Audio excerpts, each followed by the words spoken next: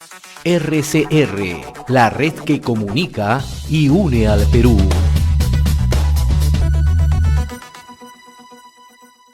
Vamos a esta hora a dialogar con el doctor Rudecindo Vega, analista político, columnista en el diario Uno y también es ministro de Estado. Doctor Vega, muchas gracias por este contacto. Muy buenas tardes. Más bien, gracias por permitirme comunicarme con Red Regional de Noticias a través de nuestros conciudadanos. Así es, doctor, en una situación muy difícil, ¿no? La que estamos viviendo todos los peruanos a raíz de esta crisis política que viene ya de mucho tiempo atrás. Esto se ha ido recrudeciendo lamentablemente a tal punto de lamentar muertes de hermanos en el interior del país. Sí, mira, es lamentablemente penosa la situación que vivimos en el Perú. Esta crisis se ha venido agudizando año tras año desde el 2016.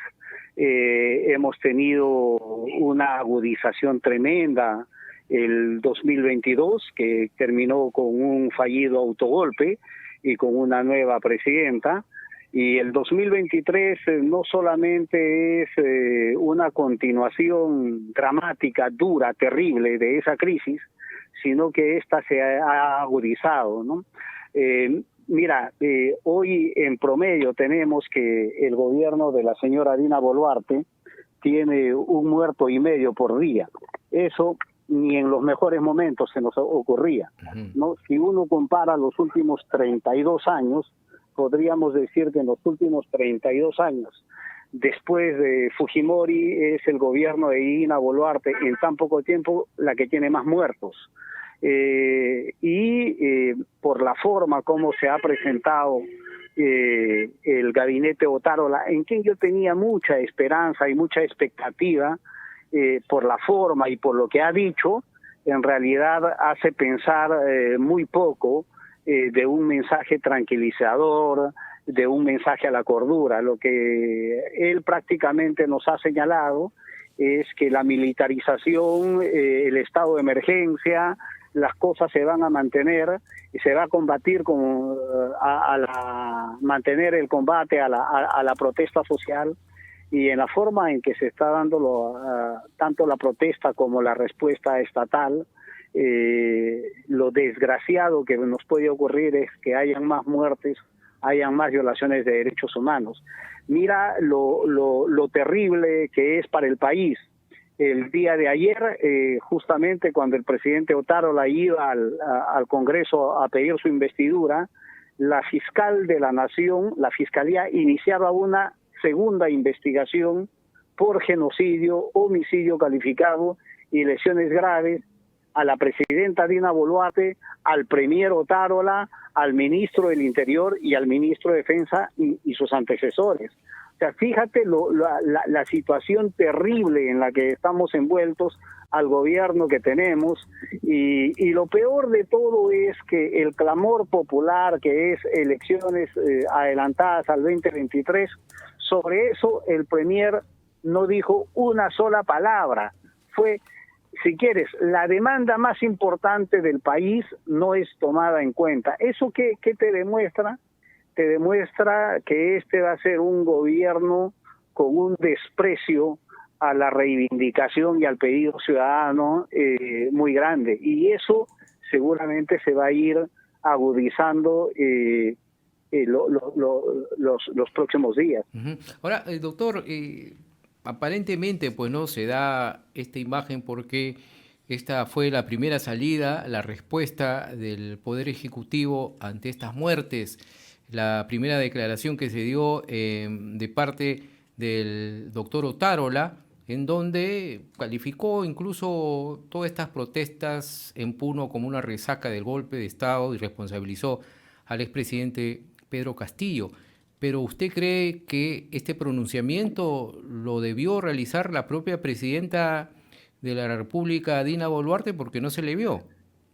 Mira, no importa quién lo ha dicho, porque si lo hubiera dicho la presidenta, vamos a decir, y que lo diga el Premier, tiene el mismo impacto, tiene el mismo sentido, porque ella es la número 1 del gobierno y él es el número 2 del Ejecutivo. Así es que lo que expresa, como te digo, es una visión equivocada, no entender lo que es la reivindicación y el pedido ciudadano, despreciar profundamente esta protesta. Ya no extraña porque hay tanto muerto y tanta violación de derechos humanos. Y entonces, para que veas que ya no importa quién lo diga, que en la investigación fiscal están involucrados los dos. Más aún, el día de hoy está acá en el Perú, ha iniciado ya sus funciones esta misión de la Comisión Interamericana de Derechos Humanos para evaluar las violaciones por las protestas sociales. También hay un pronunciamiento ya de la Organización de las Naciones Unidas. Y mira, sin ya ser un pitonizo, tengo la impresión que vamos a tener la triste realidad de tener a una presidenta, por primera vez a una presidenta mujer en el Bicentenario, que creo que también va a ser una primera presidenta mujer que va a ser enjuiciada y quizás sometida a presión. Ahora, sí. Así es, pero ahora en estos momentos difíciles lo concerniente, doctor, sería llamar a la calma, ¿no? Y al diálogo en nuestro país para que se reduzca al mínimo también este tipo de violencia que se ha podido vivir, porque se aprovechan, hay que decirlo así, hay infiltraciones, no podemos tampoco dejar de mencionar todo este vandalismo que se ha visto en Puno, también han sido perjudicados instituciones privadas con saqueos y la toma del aeropuerto.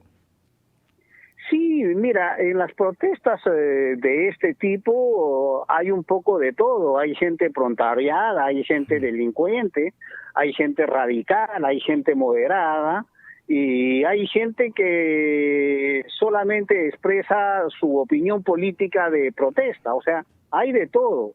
Lo que no hay que dejar es que eso que se arrincone la protesta ciudadana como una protesta destemplada, fuera de foco, manipulada, que son solamente de izquierda radicales, ¿no? Acá es muchos ciudadanos que no tienen ideas de izquierda ni son delincuentes que están protestando y lo que quieren es un solo pedido, adelanto de elecciones. Pero no se puede llegar a la barbarie, por ejemplo, tampoco dejar de mencionar de quemar vivo a un efectivo policial. No, pues jamás, jamás. Todo eso es condenable, por favor, no, eso sin la menor duda. Lo que pasa es que el discurso oficial es otro. El discurso oficial es arrinconar de un solo lado la protesta, y lo único que yo te estoy diciendo es que la protesta es más variopinta y eso no tiene nada que ver con justificar asesinatos ni violaciones de derechos humanos de ninguno de los lados. Claro. ¿No? De acuerdo, doctor. Ahora, ¿es necesario que renuncie la presidenta o se pueda llegar a un diálogo? Pero para el diálogo tiene que haber el consenso de ambas partes. Y lo que no se llega a entender es que, por ejemplo, de la otra parte de las manifestaciones, que salgan los interlocutores para alcanzar una salida, ¿no? O bien quiere definitivamente la renuncia de la presidenta o llegar a un consenso, o en todo caso puede iniciarse el diálogo donde se pida ahí exactamente también, pero saber quiénes son los interlocutores de la otra parte y que pidan ahí, en esta reunión, la renuncia de la presidenta. Pero ¿por qué no se puede dar ello? Mira, porque la presidenta no quiere renunciar y no va a renunciar.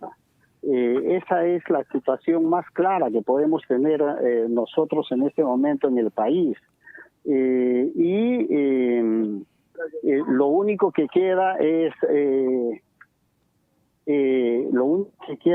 un adelanto de elecciones, y ese adelanto de elecciones del único que depende es del Congreso.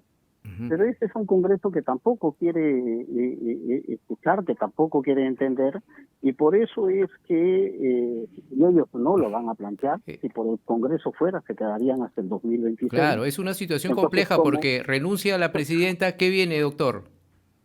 No, entonces, como te digo, olvidémonos de un tema de renuncia porque no va a existir la renuncia, no es una posibilidad, creo yo, con la presidenta que tenemos. Claro. Y entonces, en un escenario de ese tipo, lo que queda es ojalá pedirle pues que propongan el adelanto de elecciones al 2023 y eso sí lo podrían hacer como una prioridad. Pero para que eso ocurra, necesitamos que el Ejecutivo tenga eso como propuesta. Pero fíjate, el día de ayer,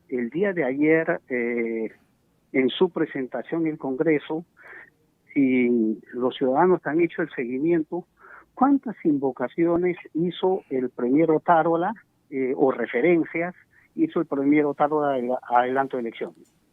Ninguna. O sea, el país se está ensangrentando, en el país se está matando por un adelanto de elecciones y el premier, en el voto de confianza que le da el Congreso, no se refiere con una sola palabra al adelanto de elecciones. Entonces, por eso es que yo señalo, este Congreso quisiera quedarse hasta el 2026, y igual el gobierno.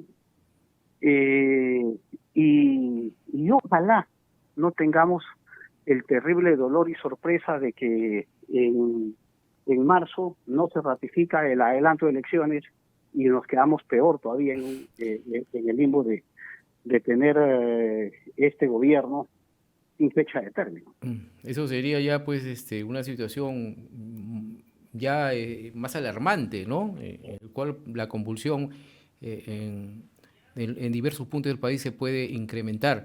Ahora, doctor, entonces, ¿estamos en un callejón sin salida, diría usted? No, yo creo que los callejones siempre tienen salida y hay que procurar que esa salida sea el adelanto de elecciones. No va a haber renuncia de la presidenta, no, y entonces lo único que queda es insistir en un adelanto de elecciones. Está planteado ya el adelanto de elecciones para el 2024. Sí, pero como te digo, eso todavía no está sellado. Mientras no esté sellado con la segunda legislatura ordinaria en marzo, eso no existe. O sea, no es cierto que eso ya esté acordado. O sea, falta todavía una segunda legislatura y para esa segunda legislatura, que es en marzo, se podría llegar todavía con una propuesta del 2023 con nuevas reglas, pero para eso requiere voluntad política y la voluntad política del Congreso y del Ejecutivo parece ir en sentido contrario. ¿Qué deberíamos de procurar? Que la sociedad civil, que los partidos políticos, que los colegios profesionales, que las iglesias expresen su voz y pidan este adelanto de elecciones para el 2023. Ya el presidente del Jurado Nacional de Elecciones, incluso el día de hoy, se ha vuelto a declarar que sí es posible hacer las elecciones en 2023.